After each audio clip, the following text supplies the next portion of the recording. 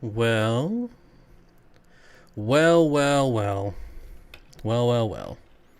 Another week, another Monday, and I am pretty excited to be here because it's a nice break from the norm. So thanks everyone who's already showing up and slowly coming on in. Got a few things to talk about, but we'll wait a second. Texas Fish Room, what's up, buddy? Alex, hello. Keegan, what's up, buddy? Good to see you, my friend. Bob, are the shelled critters making the cut in your down size? The shelled critters. Are there specific ones that you're referring to? Honestly, I don't know what's going to make the cut. Because it turns out I had a lot more fish than I realized, and I have a lot more fish that I want to keep than I realized. And some of them are not that uncommon, like my Norman's lamp-eye killifish, right? I mean, not the most uncommon, but it did take me a couple months to get them. So it's not like I just want to give them away and wait again. So we'll see. I don't know. Just not sure who's gonna go on the chopping block and become dinner and who's not. Just kidding, obviously. A lot of them are probably going to make their way to Aquarium Co-op retail store. And, but like I said, I don't know what. I'll be lurking. National Championship is getting ready to start. For what? I don't even know. I feel like I should probably know, but National Championships, college something, I guess. Fish Tank Barn with the $5 super chat, right on schedule, Mike. Thank you, my friend. I appreciate it. All right. Kathleen, hello. Tiffany, hello. Tiffany, thank you for resubscribing. I appreciate it. Jenny, hello. How big is the tank behind you? I believe it's like... You would think, since I've been asked this like a billion times, I would know. It's like a 60p, whatever that is. I don't know. Oh, college football. Yeah, college football. Yeah, Texas Fish Room. I knew that had to be you. These showed up on a Sunday with like no label on the box anywhere. But I do want to show you what I got in the mail. Go Sports. Yes. So I got, look at all these hats I got, for one. And there's the black and white logo, so it works on the green screen. And another one. And then the color logo. I think there's three of those. I think there's three of each, right? And so this one is like this one, except obviously there's a difference, right? Right? So, yeah, those are super awesome. Oh, here's the other white one. So there was three of each. Pretty happy about that. Over there. And then I got these super rad beanies, again with white. Oops. Here's the color one. Pretty awesome. Obviously doesn't work with the green screen. And then one lone red one. This will go to my the one and only red Aquarium Co-op hat that I haven't seen in a couple months. Yeah, so I got a red one as well. So thank you, buddy. I really do appreciate it. That was very, I don't know. It was a very nice thing to get in the mail unexpectedly. And the reason I'm not wearing them is because I have a really odd shaped head, so I have to like break in my hats so they form to my odd shaped head. Otherwise they just look really goofy. That's crazy. There was no label. Yeah, I don't even know how first of all, it was delivered on a Sunday, which is really odd. So I don't know how you shipped it, but for something to get delivered on a Sunday is pretty weird. So yeah, it looks like a pizza bone. I don't know what that refers to, but everyone must be coming over from Co-op, so welcome. What else? Oh, kind of a funny story. I was doing water changes today, And I have the Aquarium attachment for the sink, the Aquarium version of the Python, and it exploded at the sink. It blew apart in 3 different pieces. I had water going everywhere. That was pretty awesome. The main part that you screw on, and then the next part that you screw on is where it broke off, and so it was like spraying like a sprinkler, or more like the fire sprinklers up in the roof, or it was just in a wide circle all over everywhere. So that was pretty awesome. I did pick up the Python faucet a couple months ago. Jimmy gave me one, and I just haven't put it on the hose yet, and now I had a good excuse. And I gotta say, it's way better. It's definitely way better. Pizza bone is what you feed your dogs. The crust? What? I have no idea. I would never feed my dogs the crust. Ever. So yeah, that's kind of was my day. Water changes. Rhea says, the Aquarium version of the Python has really bad plastic. I've had 2 break. I broke one. This is the second one that's broke. But I broke the first one. Like, there's no doubt about it. I broke the first one. This one, I don't know how. I mean, the other end of the hose was just sitting in the tank filling, and then it all just blew apart. I don't know where all the pressure came from, but apparently it was too much pressure. Who knew? Oh, and Candy's linking the Get Outdoors channel. Yes, please head on over there and check it out if you like nature and camping and food. I don't know. But there was the new video that got released yesterday. And yeah, we're all pretty excited about that channel. It's doing pretty well. And so yeah, if you like camping or being outdoors, check it out. And then what else? News. No video yesterday. That is correct. I did not release a video. I missed a release. So shouldn't happen again though. It's been kind of a crazy couple weeks, and yeah.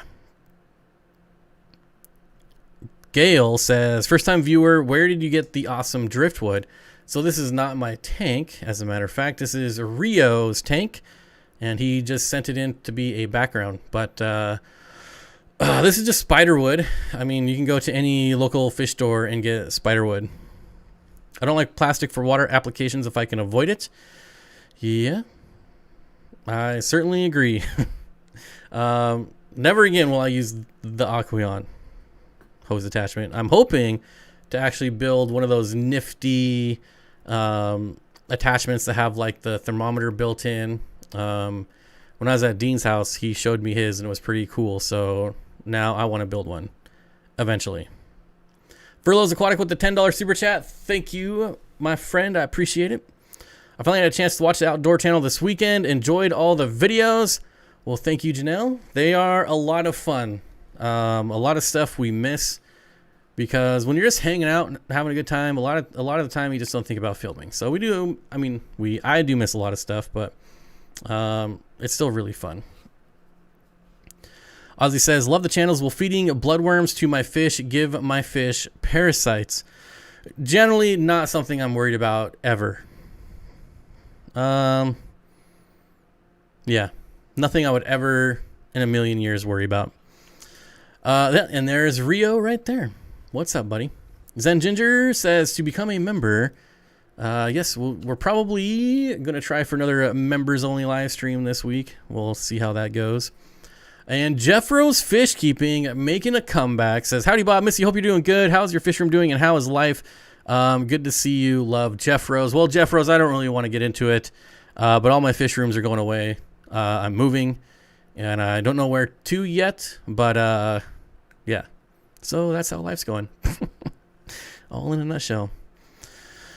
Tips on clearing green water. You can get UV sterilizers, or you could do it the hard way and just do water changes, more and more water changes.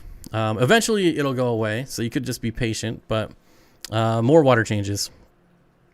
Michael Lindsay says, will Dean ever camp with you guys with the $5 super chat? I'd imagine I joked about it last time I was over there, and asked him when he was gonna go camping with us, and I don't know. He had some joke of an answer, so I don't know.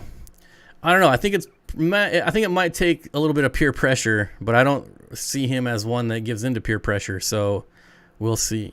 Everyone wants Dean to go camping.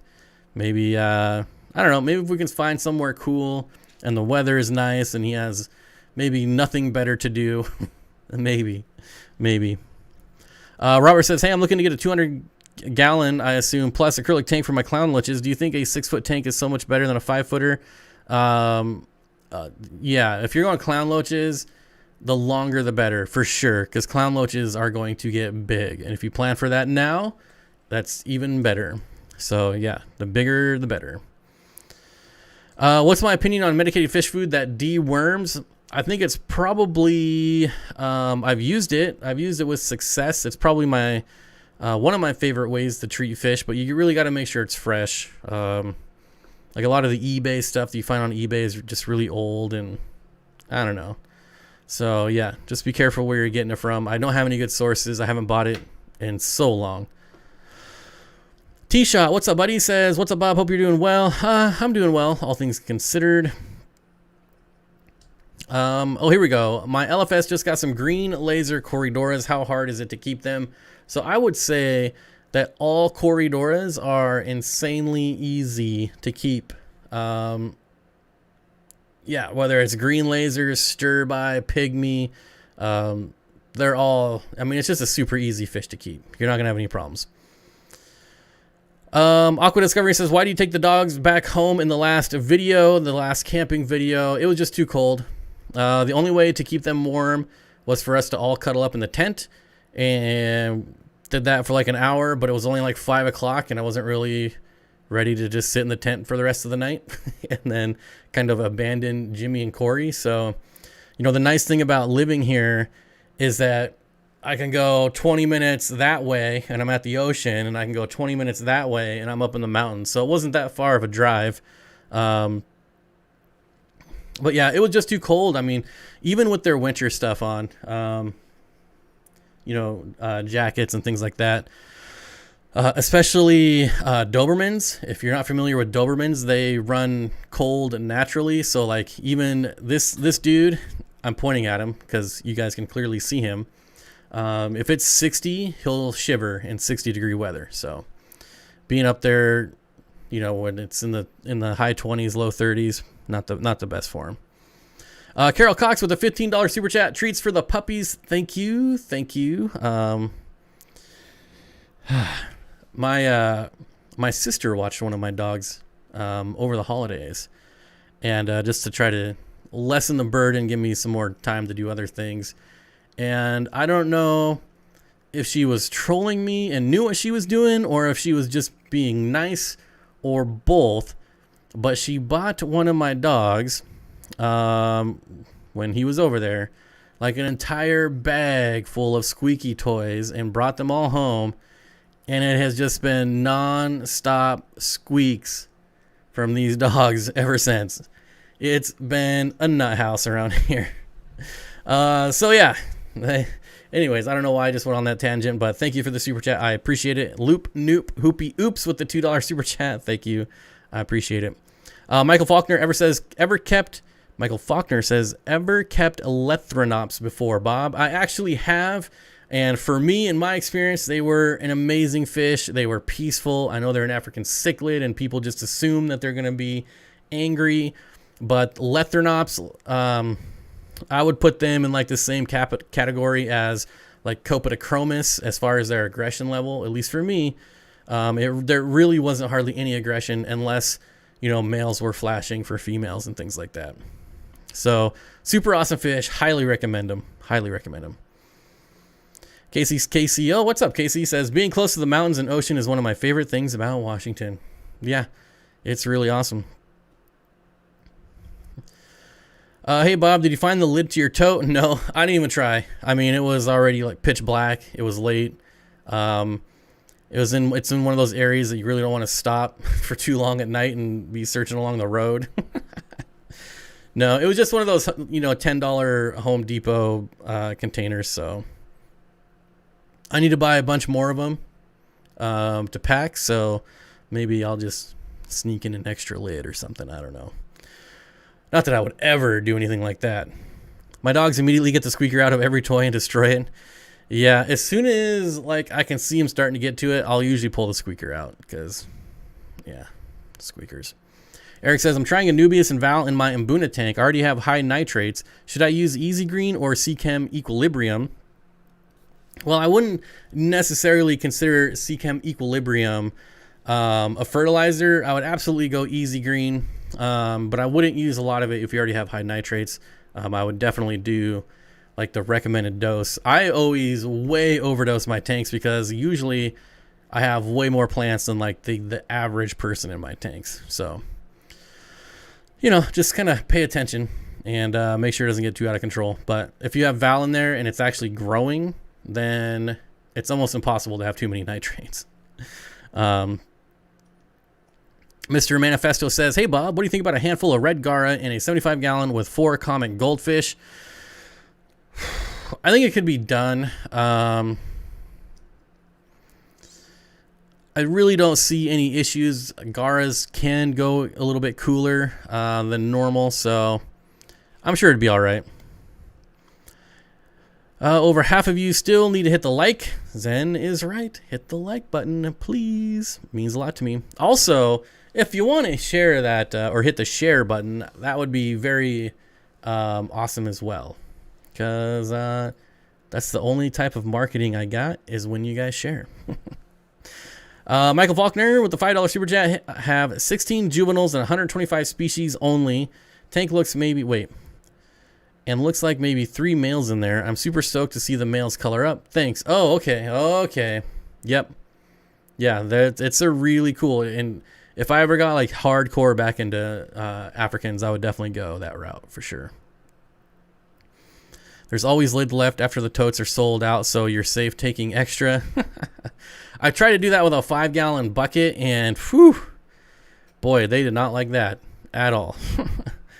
Keegan Box says, how would you replace Substrate? I would use a, oh my gosh, I'm drawing a blank.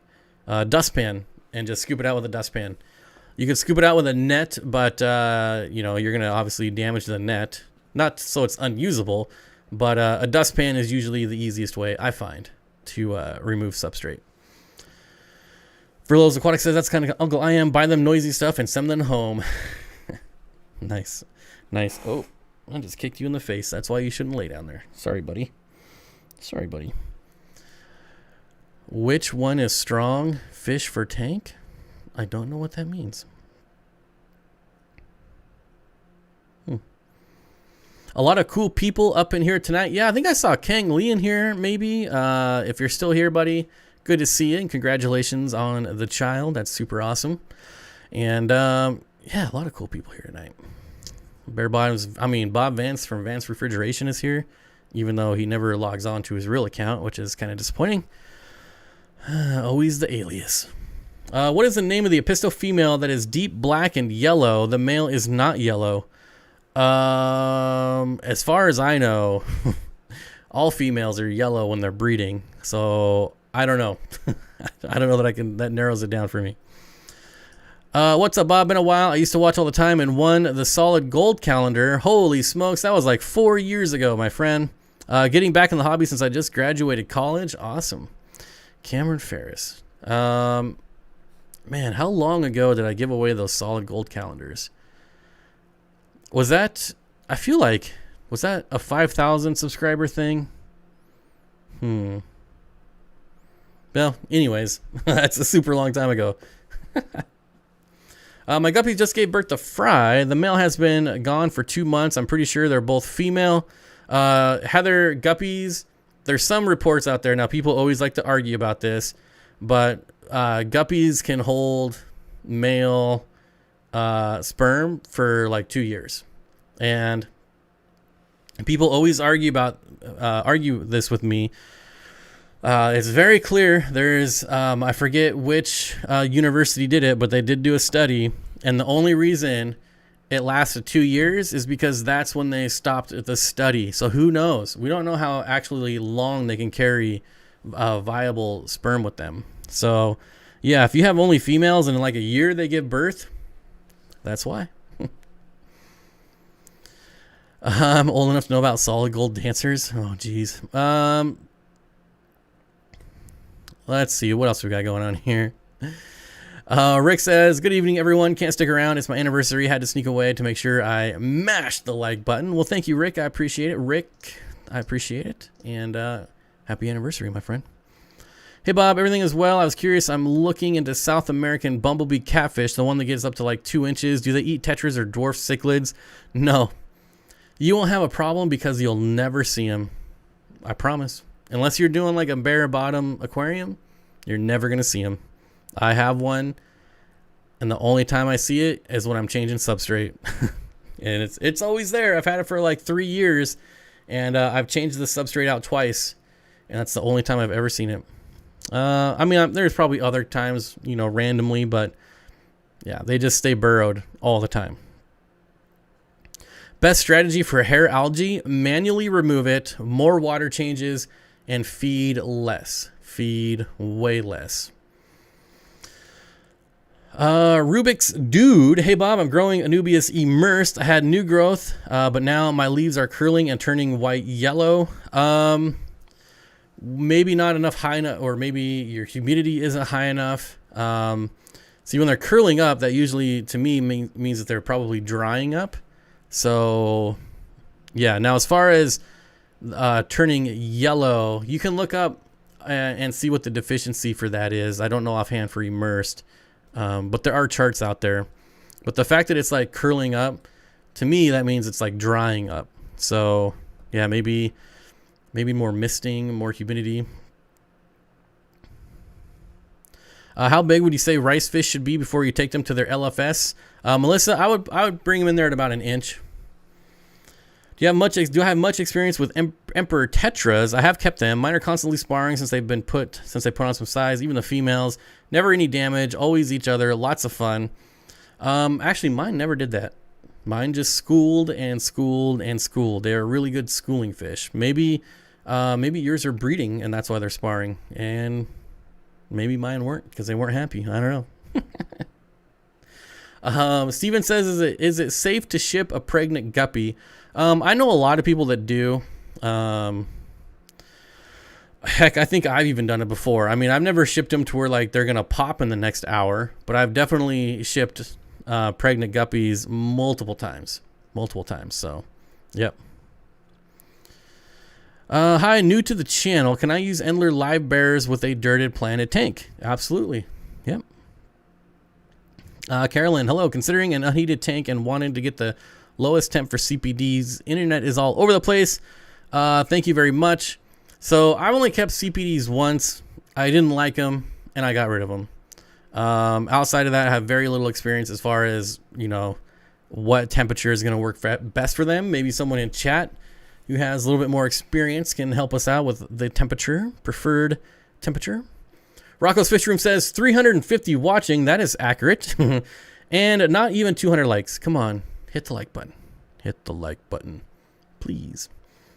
Any tips on getting my Pseudomagil Gertrude to successfully breed? I have 5 male, 5 female in a heavily planted tank. I'm seeing breeding action, just no fry yet. Well, what are you doing to collect the eggs? Are you removing the eggs? Because, like, I mean, Pseudomagills are really no different than any rainbow fish. If you leave them in there, they're going to eat the eggs. So they could be breeding. They could be, you know, laying eggs, and they're just eating them. What's my favorite color of Neo shrimp? Ooh, the blues are nice, but I don't know. Maybe it's just me and I don't have much luck with the blues, but I feel like once you start getting, I don't even know, like the 5th or 6th generation, they just don't hold the blue that well. And maybe that's just me. Probably orange. I really like the orange because they stand out really well. So orange. Probably, okay, how about this?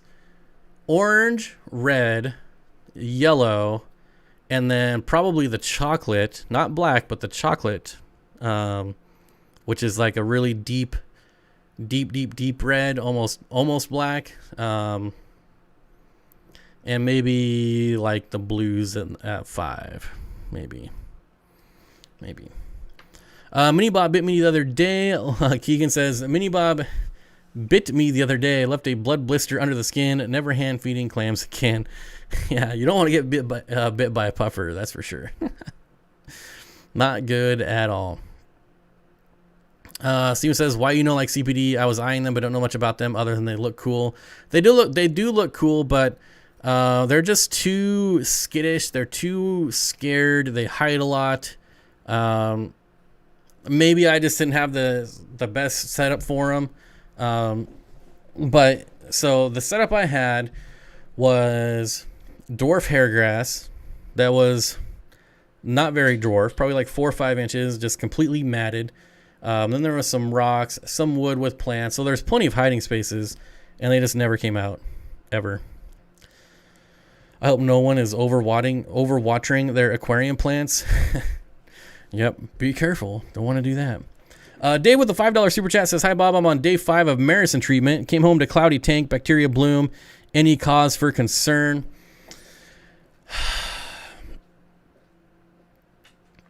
I mean, it's something that I would keep an eye on, but it's not something that I would be like, oh my God, threat level midnight here. Things are going sideways. It's just something I would keep an eye on. I would still keep up with the recommended treatment that's on the bottle and do your water changes. But otherwise, bacteria bloom, I've had to have it multiple times without any like real negative side effects. My phosphates are off the charts. Literally did a bunch of water changes over the few days. Got some down, but still over 5. Have you tested your tap water to make sure that it's not coming in from your tap? That would be my first guess. My second guess is maybe the food you're feeding is very high in phosphates. Possibly.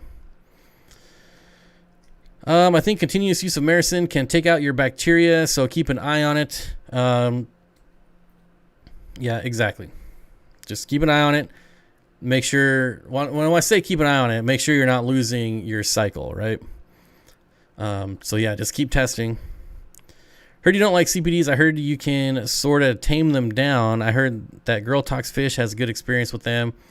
Well, I tell you, if anyone can do it, it's probably Irene. Hey, Bob, whatever happened to those clams you got? What clams? Oh, Cody, I mean, the clams are so small. Unless I tear down the tank, I'll have no idea. And I'm almost to that tank. We'll see if I tear it down and find some clams. I don't know. All the other ones went outside in my pond. So the ponds are still up and running for now, but those will get taken down here within the next week or two as well.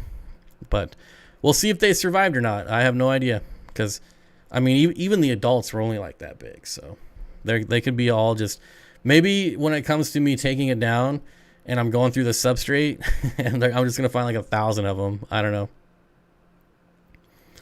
Hey, Bob, what's the best way to wash sand before adding it to a tank? Oh, man. So the way I did it, and I don't do it anymore, but I just put it all in a 5-gallon bucket and ran a hose in the bucket and just kind of, mixed it all around. But luckily, the sand I buy now, I don't have to wash. It comes pre-cleaned, thankfully. I just put my CBD in my community tank with Harlequin rasboras, and now they're out all the time. Mine were hiding too much too. So ditherfish is a must if you want to see them. Yeah, I had, what was in mine? Mine was like neon tetras. I mean, this was like 5 years ago. It was some really common tetra. I'm going to say neon tetras, but even that wouldn't bring them out. Aqua Discovery says, I have CPDs in a wood, rock, and some moss tank. 79 degrees Fahrenheit. They have been doing great for about a year. There you go. The one dislike is from a CPD. It wouldn't surprise me. Wouldn't surprise me at all. Jess Phillips says, any advice on finding a good level of feeding? I know I'm excessive and it causes too many problems that are preventable. If you're like me and you're one of those people that love feeding their fish, I'm definitely guilty of that. I would feed less more often versus just one huge feeding.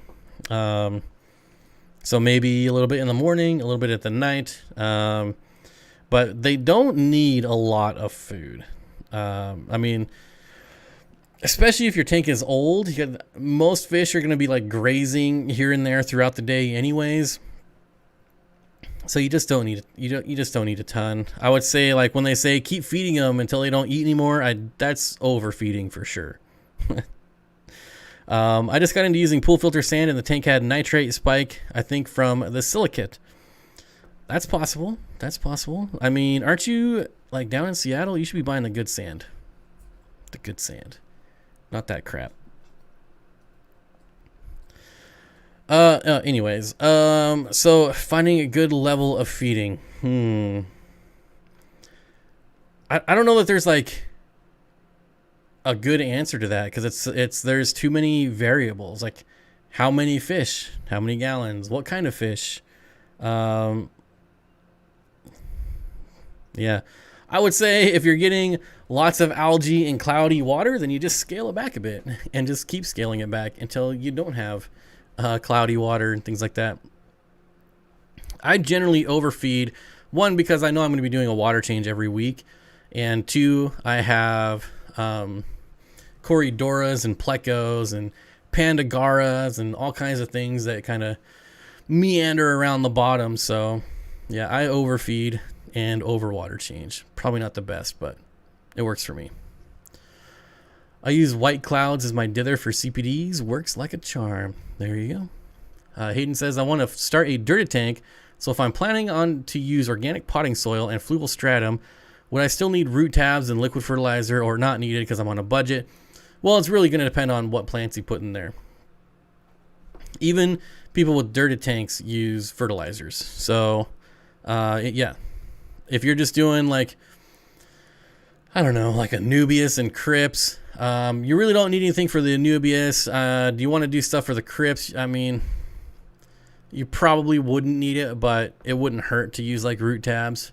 But I'm not really a fan of fluval stratum myself. I actually kind of hate it. I would just do dirt and cap it with sand. But if you're on a budget, fluval stratum is like the last thing I would recommend. I found some Corydora CW111 for sale. They are $230 a piece and are in Vietnam. Wow. That's considerably out of my price range. Will I ever sell plants on the site, specifically Anubias pangolino? No. I'm pretty confident in saying there's probably not a legit wholesaler in the U.S. that has Anubias pangolino. That being said, I was one of the first people in the U.S. to have that plant, so that's pretty neat. I think I still have a little bit of it somewhere, but no. If I do sell plants on the site, it would only be like clippings of my own plants, nothing like on a consistent basis. And it's probably something that I would do. I don't even know. So I brought in a bunch of plants for members a while ago, and the source I got them from wasn't very good, so the plants weren't that great, but that ended up not working. So I try to do stuff with plants, but I want to, if I did, it would be plants that like no one else is selling, right? So most likely just clippings of plants that I grow, because there's a reason like the resellers don't have the rare plants, because they don't have them at wholesalers. You got to grow them and clip them and sell them. I don't know. That make any sense? Probably not.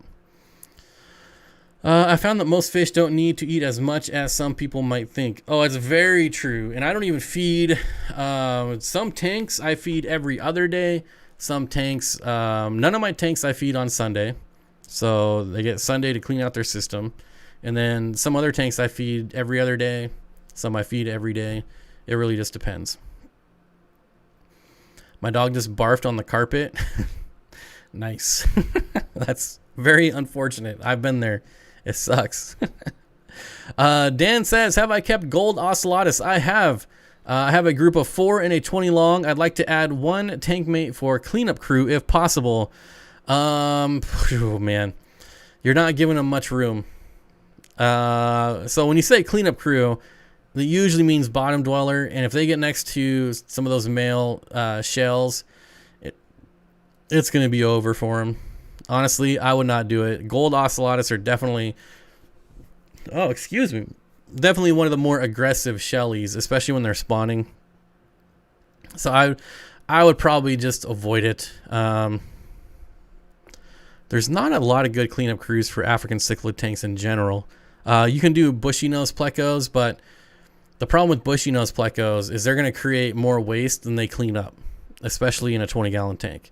So anything that's not going to create more waste, like an auto sinkless, is just going to get beat up by the shellies. So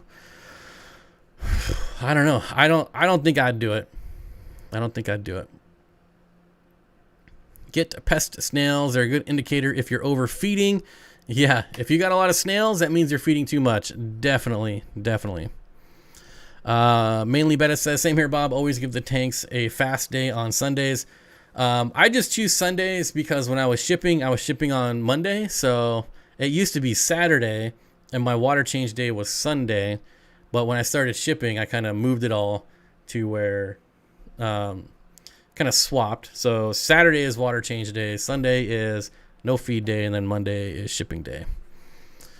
Does pearlweed need root tabs? Pearlweed is going to be more of a water column feeder, so liquid fertilizer would be better for pearlweed. Just got 5 Lamprologus similis. Any tips? No, those are one of the easier, definitely one of the easier shell dwellers. Just, give them their space, give them lots of shells, they'll figure out the rest. But yeah, pretty easy shell dweller.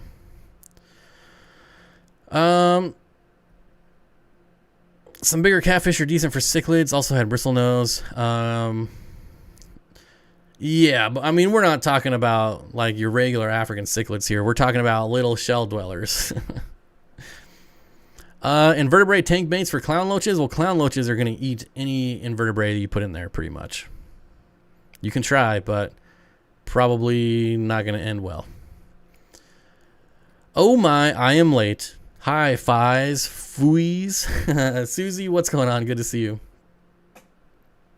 Dan Leach says, I'm not familiar with Pangolino. What's that one look like? I have barter eyes. So Pangolino is like a dwarf species, like, well, a petite. So if you think of Anubias nana petite, the leaf structure is shaped more like a spade, like club, spade, hearts, diamonds, right? So that kind of like a more of a shovel spade type of look, I guess. They're not as round as Anubias nana petite. So yeah, it's just a dwarf species of Anubias, I guess. All right. I am scrolling all the way to the bottom. So if I missed your comments or questions, ask it again. I wasn't talking to you. How long would you say it would take the bacteria to catch up if you went from 15 stir-by corridoras to 30? Would I even be worried about it? It depends on the size of the tank. So if they're in a 75-gallon, I wouldn't even be worried about it. But if they're in like a 30-gallon, I maybe do like 5 at a time for like a couple days and then add 5 more, a couple days, add 5 more. But if it's in a big tank, I wouldn't even be worried about it.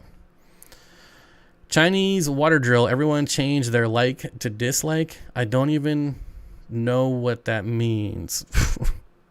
My tank on the bottom rack are always overfed because my 2-year-old feeds them. That'll happen. That'll happen. Is the minimum tank size for a black moor 10 or 15 gallons? I wouldn't keep it in anything smaller than a 40-gallon. Even that's like, I don't think I would keep it in a 40-gallon.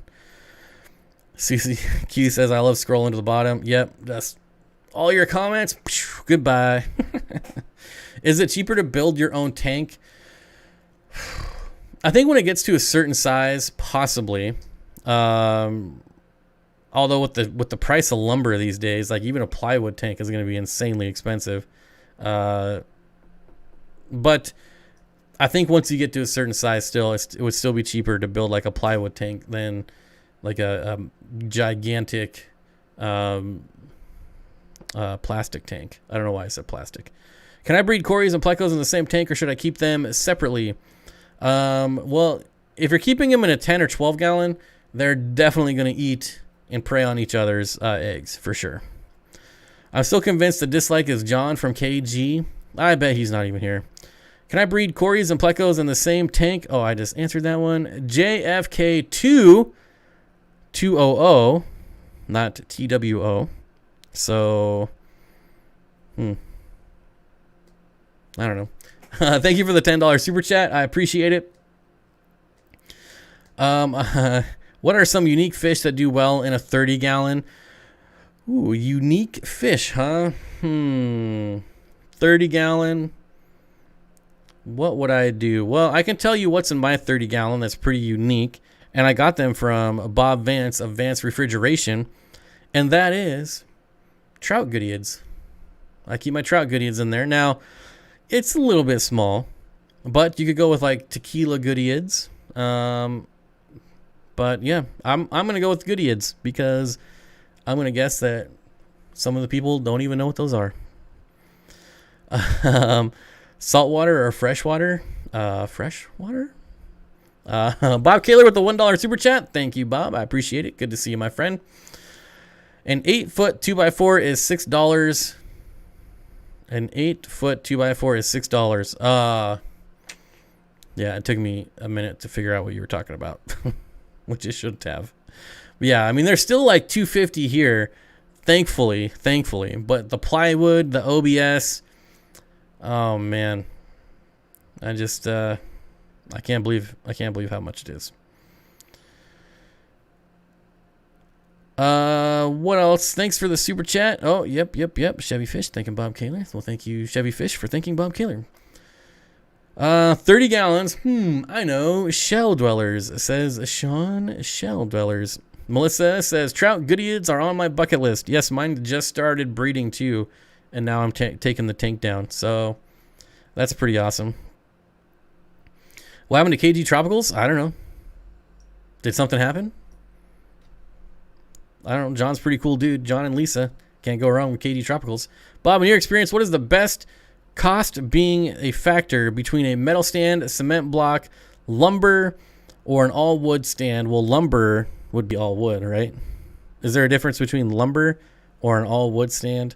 Andrew, in my opinion, the best stand is going to be a home-built out of 2x4s. So lumber, I guess. Lumber and all wood. First of all, the stands that come from like Petco and PetSmart are just junk, right?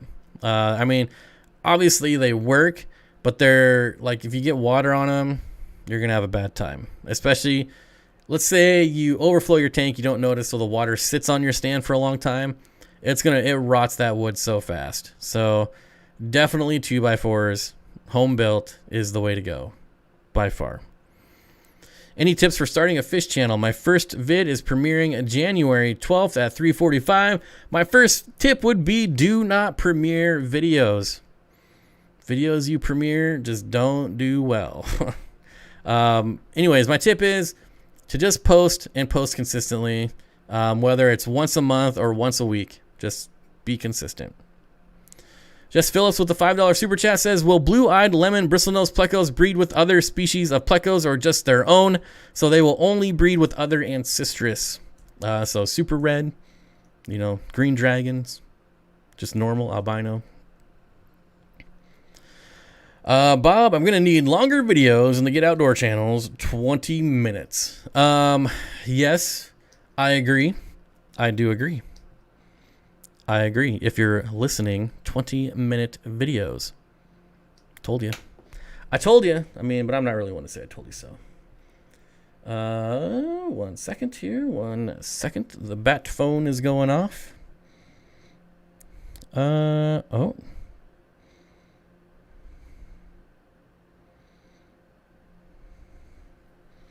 All right. Regina says, my LFS got a batch of fish from someone who broke down their tank a couple of massive Madagascar rainbows. Their colors are incredible. Talk about a super underrated and very inexpensive rainbow fish, the Madagascars. Technically, not a rainbow fish, but when they were classifying them, the rainbows felt bad for them. There's nobody else in their family, and they were like, come join us. Come be a rainbow fish. You're very pretty. You got lots of colors. So they invited the Madagascan family of rainbows to join the other rainbows. And yeah, they're super awesome. You can get them on sale for like a couple bucks. They grow big. They're like that torpedo cylinder shape, and super friendly, super awesome. And I hope to one day have just like a massive tank with like a school of 100 Madagascar rainbows. I think it'd be super awesome. Yeah, well, my chair stuck somewhere. I think it's time for a new chair, honestly. You hear that? That's the arms. They fall off every once in a while already. That ruined my mic. What's a good fish for a 10-gallon tank? I already have a betta. Oh, excuse me. I would do like some pygmy Corydoras. You could do like a school of like 10 Corydora pygmaeus. It's going to depend on your betta though. Some bettas don't have a problem with other fish, and some bettas do. So really, it's going to kind of depend on the attitude of your betta on if you can have more fish in there. Yeah. Sorry, I don't know what that means. Moving on. Thoughts on 2 AquaClear 110s for a 125 with small community fish? Well, that's definitely going to move a lot of water if you're doing smaller nano fish. So just keep that in mind. But otherwise, I think it would work just fine. That's a really big filter, especially 2 of them, even for a 125. Eric with the $5 super chat, new chair fund. Honestly, when I move, this one's probably going to go into the dump. Because it's been kind of a crappy chair ever since I bought it. When I bought it, they sent me, what is it? The right armrest. They sent me 2 right armrests instead of a left and a right. So one of them's always been like curved the wrong way because, I don't know, I was too busy to deal with that at the time. So, so one of them, that's why it falls off, because the holes are on the wrong side. It's kind of jerry-rigged on there. I don't know, whatever. It's going to the dump. Adam Brown with the $10 super chat for all the content. Thank you. Well, thank you, Adam Brown. I really appreciate it. A pisto male with small schooling fish. What would be a good singular small catfish? Probably just a pleco, if you like plecos. Steenfott Aquatics, my betta used to pick on albino cory. I had to move all them. If they're all right, so if you have a betta that's picking on albino Corydoras, they're probably going to pick on anything, because albino Corydoras are not small. So you might just have a betta fish that is not going to do well by itself, unfortunately. What is the sand that you get that I don't have to wash? It's called the lapis luster sand, made by Cemex. You can't get it. It's not very common. They keep saying that they're not going to sell it anymore, but I can buy it. They've been saying that for years. I can always buy it. But it comes from like sandblasting shops. So yeah, if you have like a sandblasting shop, you have to ask them if they can get lapis luster. Lapis luster. Where are you moving? I have no idea. I have no like concrete plans on where I'm going yet, because I don't know yet. I don't even know how much time I have to move. So a lot of things are just still up in the air right now. Auto sinkless, you need 4 to 6. Yeah, they are definitely a schooling, not more of a shoaling fish. But they are very social. They like to be in groups. So, here we go. Auto sinkless do okay with just one. I would never keep an auto sinkless with just one. It'll probably live.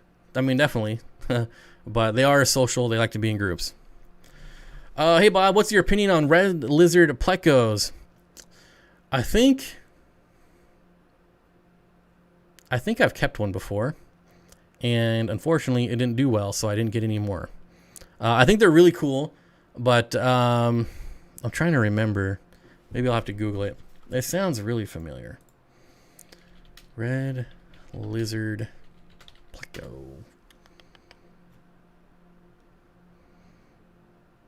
Oh, maybe this is something else I'm thinking of. The whiptail. I don't think I've ever kept this fish. The thing with whiptails, in my experience, is that they do better with lots of flow. That being said, I've never kept this specific whiptail, but I have kept others, and they really like high flow and lots of oxygenation. So, again, like I said, I've never kept this fish, so maybe this one's different. But in my experience with whiptails, lots of oxygen, lots of flow, and they'll love life. Jess Phillips with the $10 super chat says thank you. Well, thank you. I appreciate it. I definitely really do appreciate it. World Everything says I like your channel. Well, thank you. Please subscribe if you haven't. Chevy Fish linking my online store that has absolutely nothing. Thank you. I guess there's apparel if someone was crazy enough.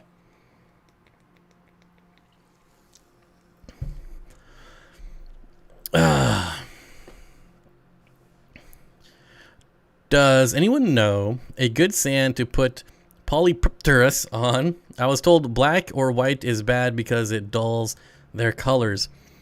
Black is always my favorite color for substrate. Always. And I find that it does quite the opposite when it comes to showing colors on fish. In my experience, white, like this lapis luster sand, it's kind of a white tannish color. And one of the things I don't like about it is the color, because it really dulls everything out, in my opinion. I would love to keep Vietnamese mossy frogs, but at $75 to $80 each, it's hard to pull the trigger. The other thing about them is you can actually get them cheaper if you're in the right place at the right time. They're not the easiest thing in the world to breed, and so yeah, when you're spending, that's probably like a good average price, $75. So let's say you buy like 6 of them, and then you're just not successful in breeding them. Or maybe you don't even want to breed them, right? Maybe it's just like they look awesome. They are really awesome. But like a lot of times, even here in Washington, it's hard to keep the temperatures down in the summertime. So there's definitely some things to consider with that frog, but they're really cool. Another really cool one is the bird poop frog. That's a really cool one too. There is a cheaper version. I don't remember the name of it though, of the mossy frog, but it's about half the price. But I think they're all coming down in price. I'm pretty sure like Josh's Frogs is successful at breeding them now, so I don't know. Hopefully they'll come down in price. Any thoughts on electric blue acara in community tanks as a centerpiece fish? I would say that it's kind of iffy. They can be a bit aggressive sometimes, but just keep that in mind. Keep an eye on them. If you start seeing fish disappear, you know who the culprit is. But they are a really pretty fish, so I can understand the need for, or the wanting, why you want one. Got my first Hillstream Loach. I am totally smitten. Yes, you got to get more. You got to get more. I'm telling you. They are awesome if you have a group of them to watch. And they just kind of, they're like UFOs and just hover around. Super cool. For the longest time, I couldn't tell if that was a background or not. If you look at my chair, you can definitely tell, right? There are like holes in my chair because my chair has some green spots on it. I want to get some frogs, but I haven't decided on what type. Get the Peepa frog. Bird poop frogs? Yes. Yes. Here. If you guys haven't seen the bird poop frog, I'll show it to you right now. Bird poop frog. We'll go to here. And then we'll go to here. There we go. So look at it. Definitely like right here. Bird poop frog, right? There you go. Super awesome little frog. They have a really cool call as well. So it's not like so loud that it's annoying, but it's just like a really calm little like chirp. So they're pretty sweet, and I'll have them again someday. Beta Ray Bill. I don't know why that sounds familiar, but anyways, sending a little monetary love, bro. Thank you for the $5 super chat. I really do appreciate it. Steenfott Aquatics, move to Olympia and open another co-op plus or max. Well, I don't think I want to go to Olympia. Sorry to say. Not my favorite city. Mike Trout says, Steenfott Aquatics, say Steenfott, my first time asking a question. I want to plan to purchase 2 female swordtails and 1 male. What fish go well with them? Also, do you have some breeding techniques? So, Mr. Mike Trout, the one question you asked me is not one that I have a lot of experience with. So, swordtails, I've kept green swordtails, except they were gigantic jerks, so I got them as fry. As soon as they grew up, they just chased and fin nipped everything, so I got rid of them. And then I had some koi swordtail that were like super peaceful and chill, but I never got them to breed. So that's my 2 experiences with swordtails. They are known to be kind of fin nippers, so just keep that in mind when you're picking out fish. Don't do things with like lyre tails or, you know, long fins. Stay away from that stuff. Otherwise, you should be all right. Are there any invertebrates that would get along in a community tank with a ram? Sarah, there's all kinds of, I mean, any Neo you could do, right? You just have to give them lots of places to roam, lots of places to hide.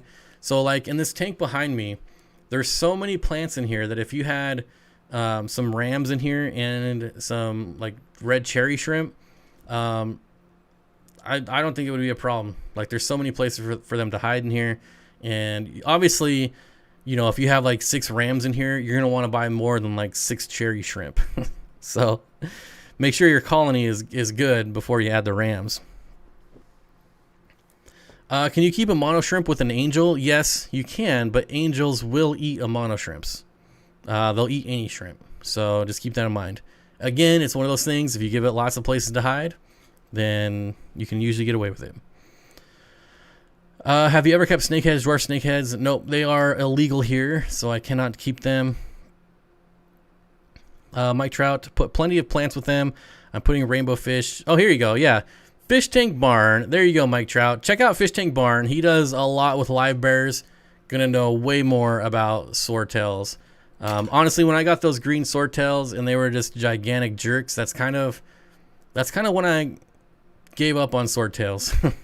And I know that it is more of like the green swordtails are like extra aggressive, so not all swordtails are that aggressive, but the greens were definitely like, whew, they were like roid raging every day. I have a 5-gallon tank trying to find what fish to put in it. My first tank is a 90-gallon, so I'm out of my comfort zone. Would a single pea puffer do? Yeah, I mean, there, you know, we go back and forth on the pea puffer things. In the wild, pea puffers are in groups of like 1,000, right? You never just see one pea puffer rolling around in the wild by itself. So, you know, the idea is that they are a community fish as far as they like to be in groups. So if you just keep one, is it going to be happy? I don't know. The internet goes back and forth. People argue about it all the time. I don't know. Bob, what are Madagascar rainbows if they aren't true rainbows? They're in a classification all by themselves. It's like a Bodacia, BEDATI, I don't know, something like that. The scientific name. But they're the only fish. I think there's 2 different species if I remember correctly. And they're just by themselves. I'm going to be looking for a while I talk to everyone later. Later, buddy. Thanks for stopping by. What is my opinion on snakeheads? I have no opinion. I mean, they're an awesome fish. Even if they were legal, I would never keep one because I would never be able to afford an aquarium big enough for a snakehead. So I'm generally not one of these people that keep like a 3-foot fish in like a 6-foot aquarium. That's just not for me. I have a male, and I realize the snakeheads get a lot bigger than that. That was just an example. I have 3 pea puffers in hat. I have 3 pea puffers in hat, and they are besties. Maybe always schooling around together. Yeah, they definitely are social. And like I said, if you look at videos of pea puffers in the wild, I mean, I'm sure it's not thousands, but it literally looks like 1,000 to me, like thousands. Like there's so many. So, yeah. But a lot of people will be like, "Hey, I've got one in a 5-gallon. It's been living there for 100 years, no problems." So, like I said, the internet goes back and forth all the time. No more pics of adorable frogs. You're not talking me out of snakes first. I would tell you, man, the bird poop frog, it's like the ugly duckling. It's like so cool, or so ugly and weird that it's cool and beautiful. Just like me. It has a maboo. Yeah, right. I realize how that sounds, but my baboo is stunted. I don't know what I did to stunt it, but it quit growing a long time ago. Thoughts on starting a cherry breeding group in 50-gallon moving totes? Doable? How would you set it up? Absolutely. I mean, if you go to like wholesalers, all of their shrimp are generally kept in totes, not actual fish tanks. So you would really just set it up exactly like you would a fish tank, right? Filtration, water changes, none of that changes. It's just in a tote instead of a glass box. It's really no different. Thoughts on starting? Oh, we already got that one. I already got it. I have a male and female swordtail in a 75-gallon community with mollies, clown loaches, corridoras, and tetras. But what kind of swordtail? What are you chewing on? What's my opinion on dwarf frogs and angels? Like keeping dwarf frogs with angels, or just my opinion on dwarf frogs and my opinion on angels? I'm not much of a fan of the dwarf frogs. I don't know why. Just never have been. They're cool. I get why people love them, but I've just never been really interested in them. And it's pretty much the same thing with angels. Never been interested in angelfish. I have my 6 Leopoldi angelfish that I bought years ago, and I have, I don't know, a really red koi angelfish is pretty cool. But otherwise, angelfish just don't do it for me. So, yeah, and it's not that I think there's anything wrong with them. They're just not my taste. Stunted maboo, not a bad thing. It is kind of a bad thing, but yeah. I don't know why it just doesn't grow. The fishy mailman says, "Hey everyone, does anyone know when the $1 per gallon sale is on next? Isn't it on right now?" I'm pretty sure it's going on right now. Regina, oh man, that's what I was afraid of.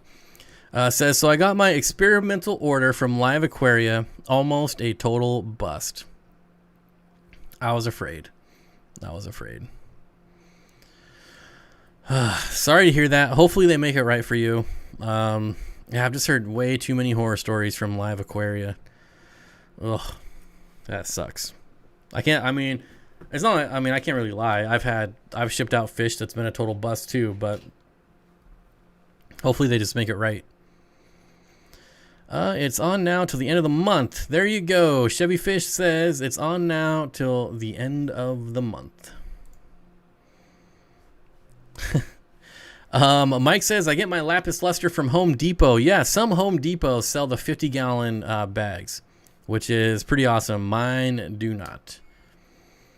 I love lamp eyes, have 3 and need more. Christine, lamp eye killifish are amazing. I got 20 of the Norman's lamp eye killifish, and I just love them to death. They're so cool. And also very easy to breed. Super easy. Does your Mbuna have a name? Yes, it's Little Steen. Little Steen. Big Steen. Little Steen. I'll have to check. I haven't looked. I had a real human coworker ask me. A real human ask me. Yeah, it should be going on now till the end of the month, as about everyone has mentioned. Any experience with Borneo sucker loaches? Yes. Thinking of adding 3 to my 20-gallon shrimp colony. They might pick off a shrimp here and there. Or they might just eat exclusively on your shrimp. So just be mindful of that. But otherwise, generally an omnivore, but they will pick off, invertebrates every once in a while. So just keep that in mind. I demanded a refund, including shipping from Live Aquaria. They were so bad. Taped the heat pack against the freaking bag. 35. Who would tape a heat pack on the bag? I don't think I've ever heard of that before. Wow. Did they give you a refund? I'd be kind of surprised. Xana Doo says, I'm getting 12 Ember Red Dwarf Tetras plus 15 Neon Green Rasboras this week. Keep together in a 75 or split up into a 40 gallon. Also, 12 Cories going into another 40. I'd keep them together. Neon Green Rasboras and Ember Tetras look amazing together. Absolutely amazing. I demanded a refund. Yeah, did you get a refund? We all want to know. Yes, they refunded me completely. Well, that's good at least. I have no idea how their customer service is, but seeing how they're owned by Petco, I can't imagine it being that great. Or wait, I think Petco sold them. Maybe. I don't know. Can't keep up with all that nonsense. Must have been a newbie who packed my order. I've dealt with that before, and it's the worst. Like, sometimes when I get my wholesale shipments in, it's like someone's first day the way they're packed. And, it's just unfortunate. I bought, what was my last disaster was Pandagaras. I bought 25 of them. And they put all 25 in, like, a really small bag. And I was like, you've got to be kidding me. And, of course, they were all dead. And so that was pretty awesome. But, you can always tell. You can always tell. Or when you get, like, a bag of, like, 8 plecos, like, all in one bag. Like, you're just like, ugh, why? Independently owned now, not by a Petco. Well, hopefully they're able to fix it. Regina says, Live Aquaria, never again. Yeah. It's unfortunate. Not owned by Petco anymore. Hello, Carrie. I miss Dr. Foster and Smith. I used to buy stuff every once in a while from there. You used to be able to find like glass lids really cheap. Granted, half of them would show up shattered in the mail, but you always got a refund. Toby says, I just placed an order with Sand City Cichlids. Anyone have any experience with them? I certainly do not. I don't. So, no. They sent me a pistogramma that were weak and a little larger than fry. Oh, that's the worst. I've gotten fry sent to me as well. And I got a full refund. I was like, no way. No way am I paying for these. So that's a problem. Like a lot of times when you're dealing with like wholesalers, or it's even worse with importers, like they don't say like a size. So it'll say small, but what's small to me can be very different than what's small for you. So yeah, it's a guessing game. It's a gamble for sure. Hi, Chevy Fish, and thanks for the answer, Steenfott Aquatics. What else would you stock in that 75? 12 Tetras, 15 Rasboras, and 7 Cories. I would go way more Cories. Honestly, I would do way more of each. I'd probably double up on all of those. But that's just me. Fish Tank Barn says, I have experience with Sand City. Very good. There you go. Dave's Rare Fish, great place for Mbuna. Look up dwarf snakeheads, especially... buddy, there is no point of me looking up snakeheads. Get off the snakehead train. They are illegal. I cannot keep them. I'm not going to go, drooling over a fish I can't keep. But I get it. You really love snakeheads. Toby says, well, I guess I'll see you when they arrive here on Wednesday. Yeah, hopefully. At my LFS, there was a new employee, fired now, who was wrapping the fish, and when she put the fish in the bag for me to take, she shaked it up for some reason on purpose. Probably like, yeah, let's oxygenate that water while we're shaking it up. See all the bubbles? That's a good thing. I don't know that I would fire someone over that, but, that's training. Like, you can't fire for someone for bad training, but I'm sure there might have been other issues, I would hope. But yeah, pretty stupid. I don't know why you would shake any animal. That's kind of common sense. But people shake their babies, so, people are stupid. What can I say? Making air bubbles for, yeah. Can I put more than one pea puffer in a 5-gallon? If not, what fish should I do? I wouldn't keep more than one in a 5-gallon. Honestly, I'm not a fan of 5-gallon tanks for anything. I've never kept a tank that small, and I probably never will. If I did keep a tank that small, it would just be shrimp. That's all I would put in it, is shrimp. Like, I have these 8-gallon fluval tanks, and even those were like so small. Just everything looks so miserable in small tanks. So just my personal preference, though. Do what you want to do. Don't shake the baby. She was fired for some other reason. I don't know. Paul says snakeheads are illegal in all the lower 48s. Yep. They certainly are. Xanadudu with the $1 super chat. Thank you. I appreciate it. Bob, how do I breed my cories in a community tank? I know to do a water change and put some cold water on a rainy day, but doesn't cold water will shock other fish, specifically rams? The other thing you got to think about is if they are spawning in a community tank, the eggs are just going to get eaten anyways. So, I mean, yeah. And as far as the rams, it would really depend on how much. If you're changing like 50% of the water to cold water, that's going to be an issue. But if you're doing like 10 to 15% water change, cold water, probably not going to be a big deal. But I don't know that I would put rams through that because rams are already kind of finicky. So, yeah.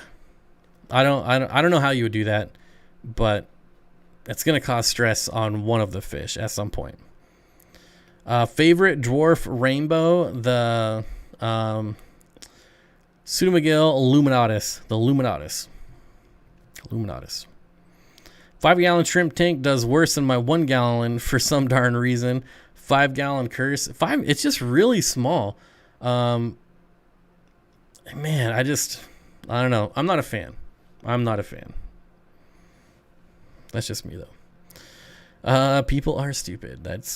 I certainly have my moments where I'm stupid, but hopefully it's not most of the time.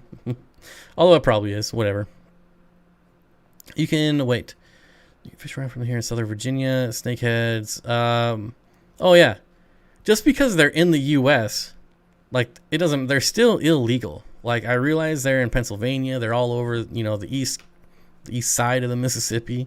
But they're still illegal. So, what's the point? Someone gave me a 2.5 gallon after I bought a 55 gallon. I just look at it without a clue of what I could put in it besides one snail. Right? It's so small. At least like those 3-gallon tanks. I don't know if you've seen the video Jimmy did on his apartment. At least the 3-gallon tanks are really long. So you can put small fish in there, like nanofish, and they have room to go back and forth. But a 5-gallon, it's short. I mean, like, it's a betta tank, basically. What more could you put in it? I don't know. No, Bob, you're not stupid. Oh, I have my moments. Believe me, I certainly have my moments. Best schooling fish for a 10-gallon with a betta that I could put at least 8 ember tetras. Right behind me, you see them? Ember tetras. That's going to be my answer. If you ask me again next week, I'll say something different. But right now, I'm saying ember tetras. Dizzle Rizzle says 20-gallon long rack or 40 rack. I can only have 2 tanks. Well, I think 2 40s would be more fun than 2 20s. Just me. I have a rack of 2 40-gallon tanks, and I have a rack of 3 20-gallon longs, and the 40-gallon tanks are way more fun. Way more fun. Huntman says, what are the consequences of owning an illegal fish? Well, one, for me, the consequences are huge because I'm on YouTube. So if somebody reports me, I would lose everything, right? So the consequences for me are huge. So definitely no illegal fish coming in this house. The average person, they're going to take your fish, and especially a snakehead. Imagine having a snakehead for like 20 years, and then somebody reports you. They come and take your fish, they'll fine you, and then they'll just kill your fish. They don't rehome it, they don't let it go, they kill it. So, I mean, it's never going to end very well for the fish unless you can go, you know, the entire time without getting caught.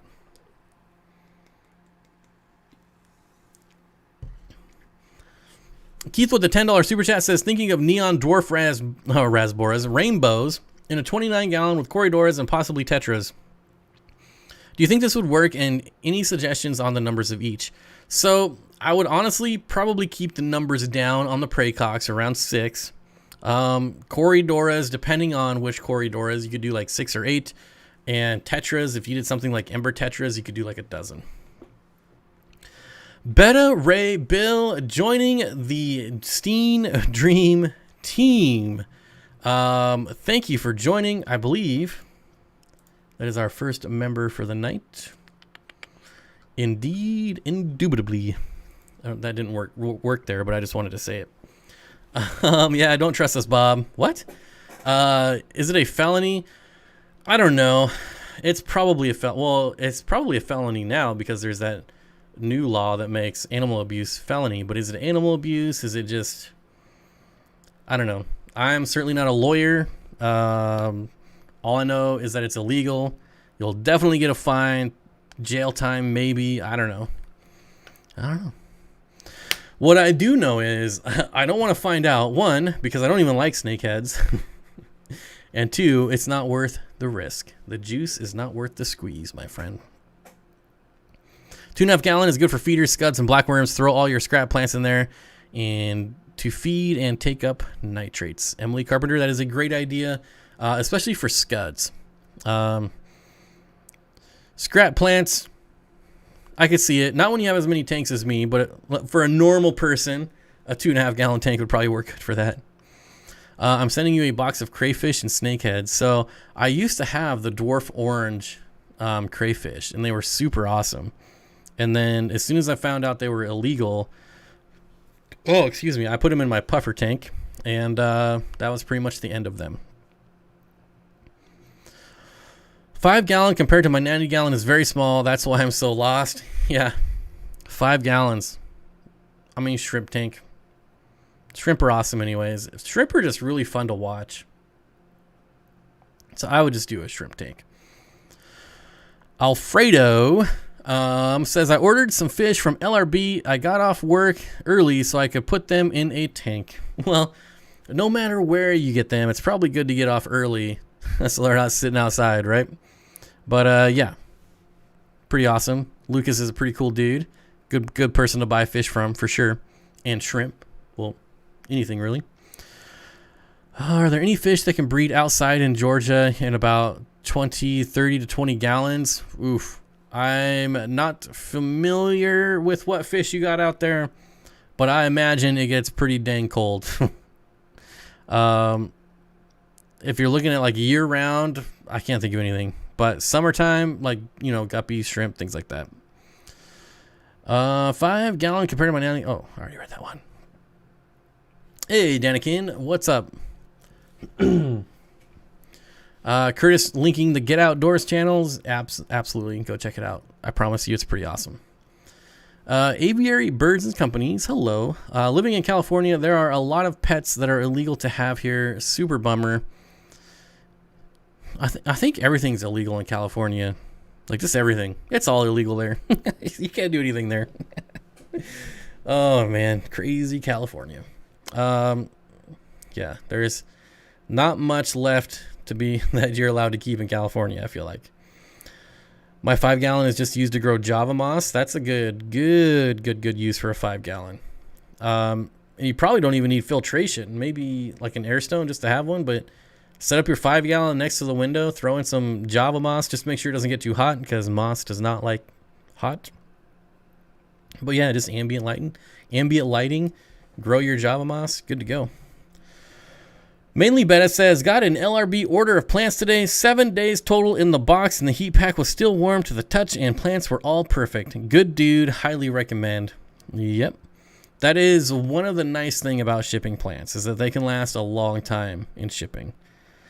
So, it's illegal or it gives you cancer. Yeah. Everything in California gives you cancer. It's fine. Like when you buy stuff on Amazon, it always has like the California cancer warning. I'm like, I'm not in California. What do I care? You only get cancer in California, apparently. Asian arowana are illegal. That is true. Maryland is giving $200 gift cards for dead snakeheads. That's interesting. Xanadudu sums it up just about right. California, you can smoke weed and poop in public, but not keep pets. I tell you, what a strange world we live in. Adrian says, can I buy some of your trout goodies from you? I've been looking for some for my 150 gallon planted. Not currently. They just started breeding, and I have now stopped them for breeding. So, yeah, it's going to be a while before I have any for sale. Does it hurt when that mono shrimp climbs into your ear? It's just cleaning. No biggie. That's what they do. Mary Page Flynn. Hello. And Daniel says, really enjoy the Get Outdoors channel. Yes. We got a pretty dang good editor over there, which definitely helps. So, yeah, it's pretty awesome content, to be honest. Frozen food, chop up the cube and keep leftovers in the freezer, or thaw the cube and keep leftovers in the fridge. I always chop them up and put them back in the freezer. That's me. I buy the flats of bloodworms, not the cubes, and so I just break them off, however much I need, and just put it back in the freezer. Anyways, at least there's some good stuff in California. We don't want to just talk about all the negatives. It is a very beautiful state. They have crazy good beaches there, even though I twisted my ankle in one, and have never gone back since then. But yeah, there's like, I don't know, if there is anywhere that I wanted to drive to go camping, like Wyoming, California has a lot of good spots. Colorado has a lot of good spots, so it's definitely on the list to go visit for sure. Plus there's a lot of cool people in California, so I'll make it down there. True on editor, but it's awesome content, filmed awesomely and just entertaining. Jimmy is crazy talented. Man, what is going on in my eye? Yeah, Jimmy is Jimmy. You're right. Everything he does looks good. IIRC, California has a law that fines companies that sell products that might cause cancer. Companies that sell anything in California just slap on the label regardless. Well, that would explain it. What else we got going on here? Zenzo is California. That's one good thing that's there. Yeah. See, there's cool people there. Resealing the flats on bloodworms is so hard. Hate the packaging. Love the product. Yeah, boy, you're spot on there. Trying to reseal that is just terrible. Luckily, I go through them so fast that like even if I didn't reseal it, it'd probably be okay. But yeah. It's like the worst Ziploc bag in the world. Someone on my Facebook group talked about Jag flowerhorn hybrids, but never posted a pic. That's way out of my element. Not a fan of either of those fish. I know, shame on me. I live in California, and LA has about 15 LFSs around here, so that's good. That is good. I know Corey's done some pretty cool fish room tours, or fish store tours in California. There used to be, I don't know if there still is, but there was a lot of cool reptile shops in California as well. But it's been so long since I've been there. I don't know if there still is, but maybe. What's the best way to maximize growth of dwarf hairgrass in a no fish tank? So in a fish tank that has no fish, highlight CO2 and fertilizer is just the best way. Dwarf Parachana like P. blaheri or P. pulchra and hybrids are small, awesome, and totally different than Chinese food fish monstrosities. Rio has a video about them in Singapore. Whew. That was a lot of weird words to say in a row. What is the minimum space requirement to breed cherry shrimp? Oh, they'll breed in a 5-gallon tank easily. As far as how small, I mean, they would probably breed in a 1-gallon. They would definitely breed in 1 gallon. Yeah. Hey, Bob, bamboo shrimp and a marble hatchet fish. Your thoughts? Both awesome. I wouldn't do bamboo shrimp unless I had like a really seasoned tank.